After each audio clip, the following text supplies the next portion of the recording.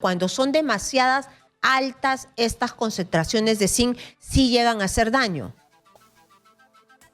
Por supuesto, y hay varias investigaciones, incluso varios documentos que alertan de los posibles impactos que pueden haber cuando se superan los límites máximos permisibles.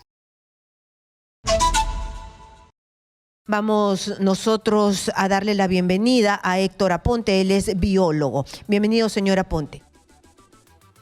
¿Qué tal? Muchísimas gracias por la invitación y hola a todos los que nos están viendo y escuchando. Muchas gracias.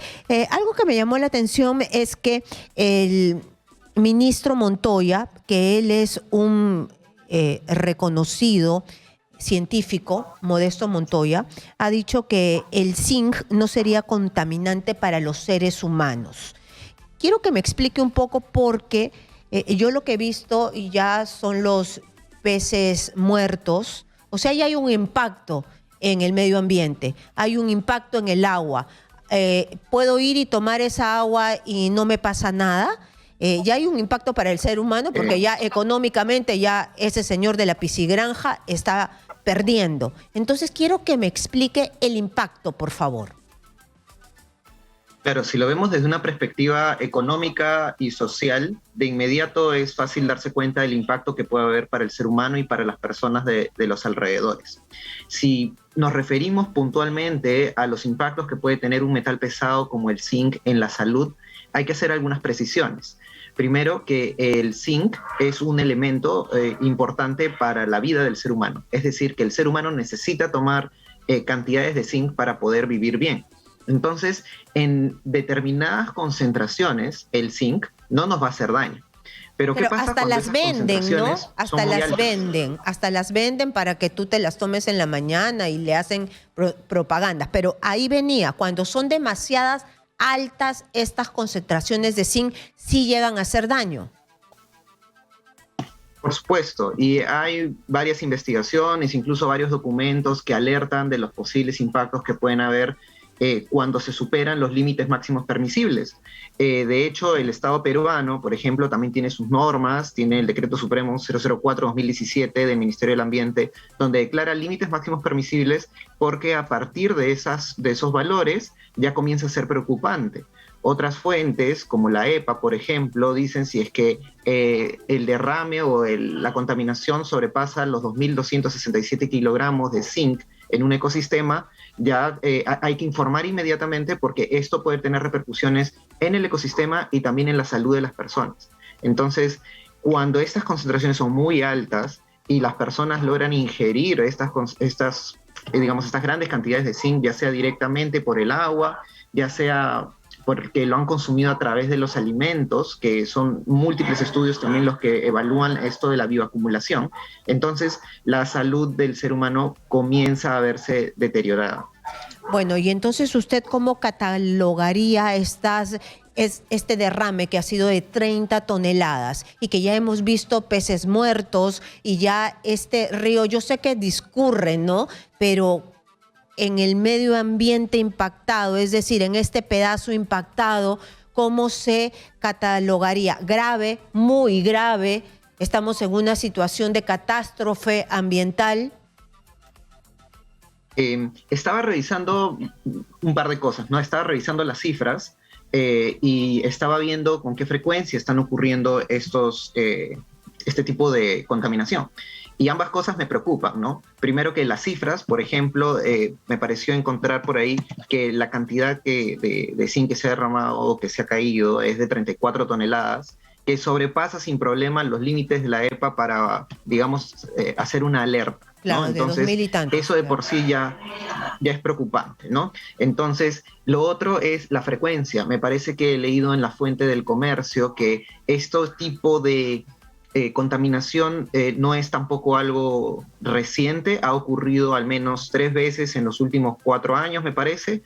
Entonces, este tipo de impactos que puede deteriorar la salud de los ecosistemas, la parte económica y social de las personas, y si no se controla, también podría ser la parte de la salud de las personas, pues debe ser un tema de agenda que definitivamente tiene que tratarse. Porque así como han ocurrido estos derrames que están siendo, digamos, registrados, comentados, tratados adecuadamente por los medios, hay muchos otros que no. Entonces, debemos ser más rigurosos con las medidas que se toman para prevenirlos, ¿no? Fíjese que este discurso es el mismo o muy parecido al que dábamos los científicos cuando ocurrió el derrame de petróleo, ¿no? ¿Qué estamos haciendo con nuestros ecosistemas? Esto no es nada nuevo. Entonces, ¿cuánto más vamos a esperar para tomar medidas más serias de prevención de estos desastres, de estos impactos, de estos daños a la naturaleza y también a las personas, ¿no? Muy bien, entonces, tres preguntas cortitas porque se me acaba el tiempo. ¿Por qué se murieron los peces tan rápido? Si hay impacto en la agricultura, ¿va a malograr de alguna manera las plantas, los cultivos que hay allí?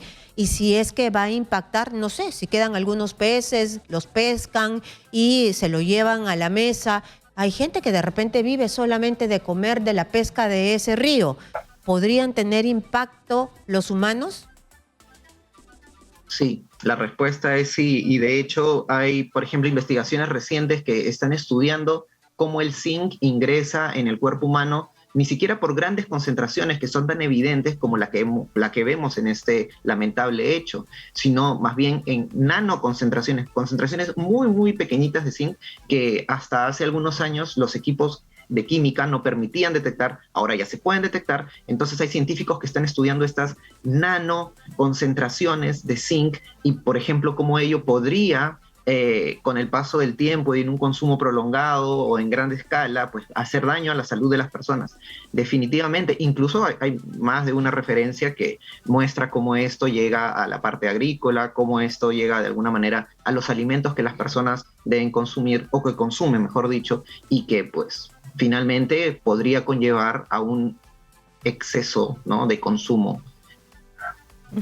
Muy bien.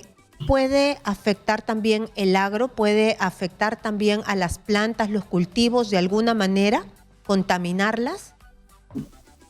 Mire, por ejemplo, en el caso del cacao y otros productos que se exportan, las leyes internacionales son muy explícitas en las concentraciones de determinados metales que deben de contener.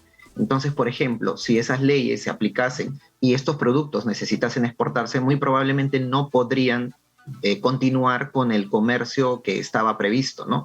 Entonces, directamente las plantas podrían verse afectadas, pero hay que pensar en también todos los otros, digamos, impactos que pueden ocurrir, como el consumo indirecto, ya sea por el ser humano una vez que esto llegue a la mesa de las personas, o incluso cómo esto puede regresar a la propia naturaleza, ¿no? Las plantas son consumidas por insectos que regresan a la naturaleza los componentes, los elementos, y finalmente se queda allí. Y estamos hablando de reservorios de metales pesados que a mediano o a largo plazo podrían causar inconvenientes para la salud de las personas y de los ecosistemas. ¿En cuánto tiempo se recoge, se elimina, se limpia el zinc? Porque ya sabemos que el petróleo demora mucho por lo que hemos vivido en Ventanilla. ¿El zinc, en cuánto tiempo se limpia? La verdad no lo sé.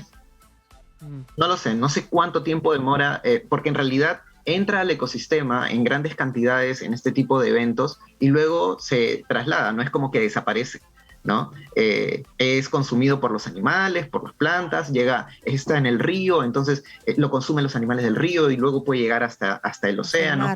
He visto las declaraciones, por ejemplo, de Lana y han sido bastante prudentes en indicar que es necesario hacer investigaciones que nos digan cuál es la concentración actual para poder tomar medidas, pero es necesario que estos resultados salgan lo más pronto posible para poder justamente determinar qué se puede hacer, cómo limpiamos ahora esta contaminación que se encuentra allí.